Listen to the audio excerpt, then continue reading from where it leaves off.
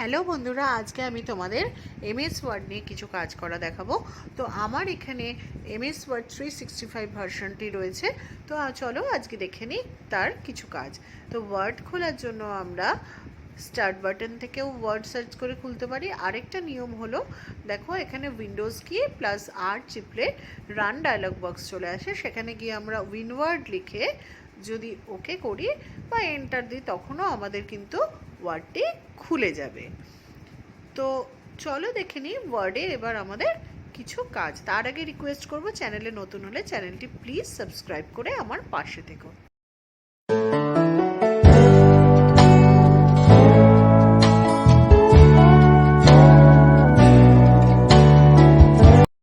Word 365 পুরোটাই cloud based. তো এখানে আমরা ফার্স্টে কি করব, আজকে একটা টেক্সটকে আমরা ফরম্যাটিং করে দেখব যে কিভাবে সেটাকে ফরম্যাটিং করা যায়।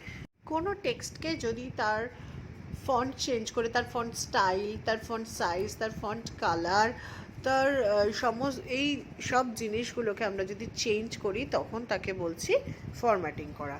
ফরম্যাটিং আমরা দুভাবে করতে পারি, আগে চেঞ্জগুলোকে করে নিয়ে লিখতে পারি, আর আরেকটা নিয়ম হচ্ছে আগে আমি টেক্সটটাকে লিখে নিয়ে সিলেক্ট করে কাজগুলো করতে পারি। দেখো এখানে আমি লেখাটাকে আগে লিখে নেওয়ার পর কম্পিউটার কথাটিকে লিখেছিলাম, সেখান থেকে আমি ফন্ট তার চেঞ্জ করলাম। Font generally by default Calibri থাকে এবং ফন্ট সাইজ সাধারণত 11 থাকে।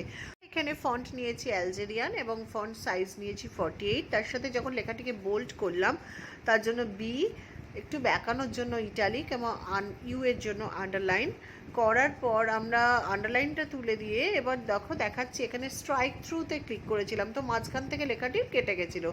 এবার আমি টেক্সটির একটি ফন্ট কালার নিলাম, কালারটি ব্লু নিয়েছি। যদি মনে হয় এই কালারগুলো যেগুলো দেওয়া রয়েছে এগুলো পছন্দ হচ্ছে না, অন্য কালার দরকার, সেগুলোও আমরা নিতে পারি মোর কালার্স অপশন থেকে। এইবার দেখো আমি তোমাদের দেখাচ্ছি অ্যালাইনমেন্ট। ওয়ার্ডে আমরা জেনারেলি 4 রকমের অ্যালাইনমেন্ট পাই। বাদিক ঘেঁষে লেখাটি লিখলে তাকে বলছি লেফট অ্যালাইনমেন্ট, যদি মাঝখানে লিখি তখন সেন্টার অ্যালাইনমেন্ট, যদি ডান দিকে লিখি তখন রাইট অ্যালাইনমেন্ট, এবং জাস্টিফাই হচ্ছে সব দিক থেকে সমান বাট বাই ডিফল্ট সেটা লেফটের দিক থেকেই লেখাটা স্টার্ট করে। তো আমি দেখো প্রত্যেকটা জায়গাতেই ক্লিক করে দেখালাম যে আমার লেখাটা কোন কোন দিকে সরে গেল। দেখো একটু রাইট অ্যালাইনমেন্ট চুজ করা ছিল, ডান দিকে সরলো, আবার লেফট অ্যালাইনমেন্ট করলাম, এই যে সেন্টার অ্যালাইনমেন্ট, আবার রাইট করছি। তো এইভাবে আমরা অ্যালাইনমেন্ট অর্থাৎ তথ্যটি কোন দিকে থাকবে স্ক্রিনের বা পেজের সেটা আমরা এইভাবে চুজ করতে পারি। এবার আসছি কোনো লেখাকে আমরা যদি পয়েন্ট ওয়াইজ সাজাতে চাই তখন আমরা ইউজ করি বুলেটস অ্যান্ড নাম্বারিং। যদি পয়েন্ট করি, সেখানে কোনো চিহ্ন ব্যবহার করি, তখন সেক্ষেত্রে আমরা ব্যবহার করি বুলেটস, আর যদি আমরা সেগুলোকে নাম্বার দিয়ে করতে চাই তখন ইউজ করি নাম্বারিং। যখন নাম্বারিংটাকে আমরা মিক্স আপ করে করি তখন সেটা চলে যাচ্ছে মাল্টিলেভেল লিস্টে।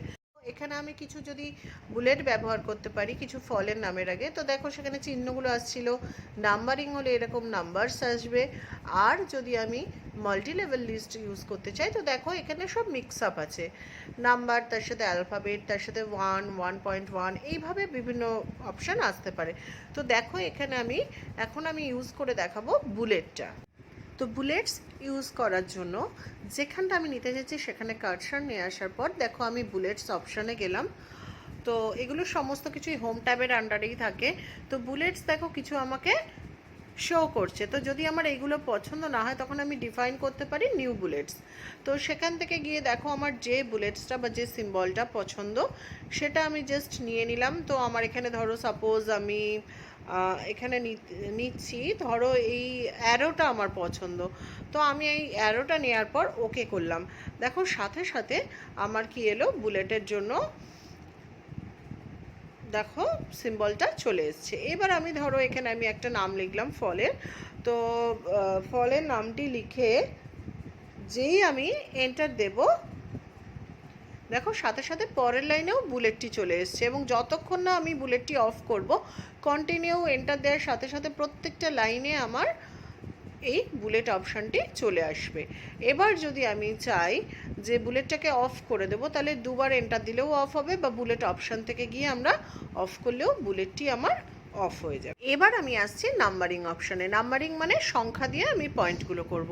তো এখানে দেখো আমি কিছু কালারের নাম নিয়েছি। নাম নেওয়ার জন্য ফার্স্টে কার্সারটাকে নিয়ে আসার পর আমি নাম্বারিং অপশানে গেলাম। দেখো এখানে আমি চুজ করেছিলাম রোমান নাম্বারগুলো। তো এখানে আই 1 2 এইভাবে রোমান নাম্বার দিয়ে আসছে।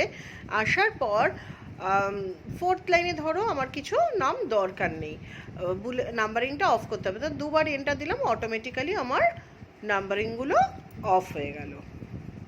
আর মাল্টি লেভেলের ক্ষেত্রে তোমাদের তো বলেইছি নাম্বার অ্যালফাবেট এরমভাবে মিক্স আপ করে তো এই ছিল আজকের ভিডিওটি যদি ভালো লেগে থাকে অবশ্যই একটি লাইক দিও এবং চ্যানেলে নতুন হলে চ্যানেলটিকে প্লিজ সাবস্ক্রাইব করো।